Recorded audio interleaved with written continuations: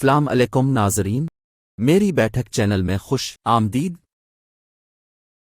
امید کرتا ہوں اب سب خیریت سے ہوں گے اور خدا سے دعا کرتا ہوں کہ آپ کی تمام نیک خواہشات پوری ہوں، آمین۔ تو ناظرین، ہم آج کا اپنا ٹاپک شروع کرتے ہیں۔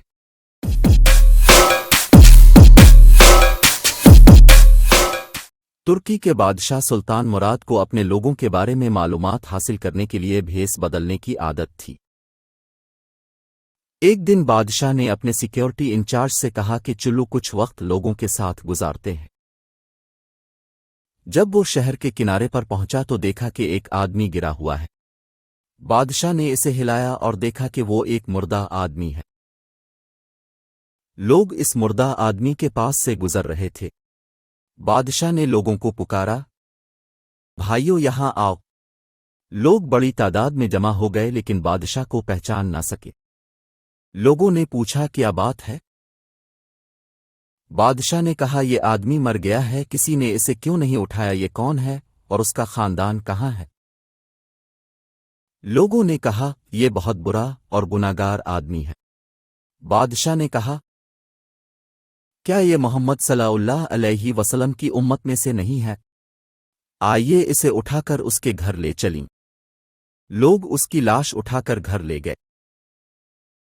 بیوی نے شوہر کی لاش دیکھی تو رونے لگی۔ بادشاہ اور اس کے سیکیورٹی انچارج نے عورت کی فریاد سنی۔ بیوی رو رہی تھی۔ میں گواہی دیتا ہوں کہ آپ اللہ کے ولی اور صالحین میں سے ہیں۔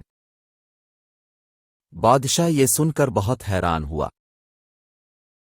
بادشاہ نے کہا یہ کیسے ہو سکتا ہے؟ لوگ اسے بدکار اور گنہگار کہہ رہے تھے، وہ اس آدمی کی لاش کو ہاتھ لگانے کے لیے تیار نہیں تھے اور تم اسے اللہ کا ولی اور نیک کہہ رہی ہو۔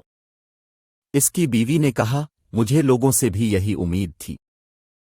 حقیقت یہ ہے کہ میرے شوہر روزانہ شراب خانے جاتے، جتنی شراب بن سکتی تھی خرید کر گھر لاتے اور گڑے میں ڈالتے اور کہتے کہ چلو کچھ کرتے ہیں، مسلمانوں کے گناہوں کا بوجھ ہلکا ہو گیا ہے۔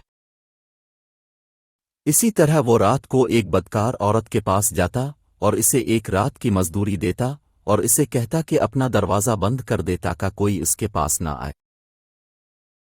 وہ گھر آ کر کہتا کہ الحمدللہ آج میں نے اس عورت اور نوجوان مسلمانوں کے گناہوں کا بوجھ ہلکا کر دیا ہے۔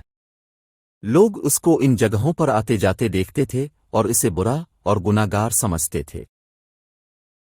میں کہتی تھی کہ یاد رکھنا،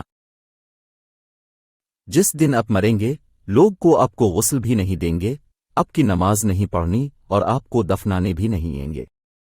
وہ مسکراتا اور مجھے کہتا کہ فکر نہ کرو، تم دیکھو گے کہ میرا جنازہ بادشاہ، علماء اور اولیاء کرام پڑھیں گے۔ بادشاہ یہ سن کر رو پڑا اور کہنے لگا میں بادشاہ مراد ہوں، کل ہم اسے غسل دیں گے، نماز جنازہ پڑھائیں گے اور دفن کریں گے۔ چنانچہ ان کی نماز جنازہ بادشاہوں، علماء کرام، اولیاء کرام اور عوام کی بڑی تعداد نے پڑھائی۔ ناظرین، آج ہم کسی چیز کو دیکھ کر صرف دوسروں سے سن کر اہم فیصلے کرتے نظر آتے ہیں۔ اگر ہم دوسروں کے دلوں کے راز جان لیں تو ہماری زبانیں گونگی ہو جائیں گی۔ اگر آپ کو یہ متاثر کن کہانی پسند ہے تو براہ کرم نیچے کمنٹس باکس میں اپنی دلچسپی دکھائیں۔ اس متاثر کن اور حوصلہ افزا کہانی کو اپنے دوستوں، پیروکاروں کے ساتھ بھی شیئر کریں۔ خدا حافظ۔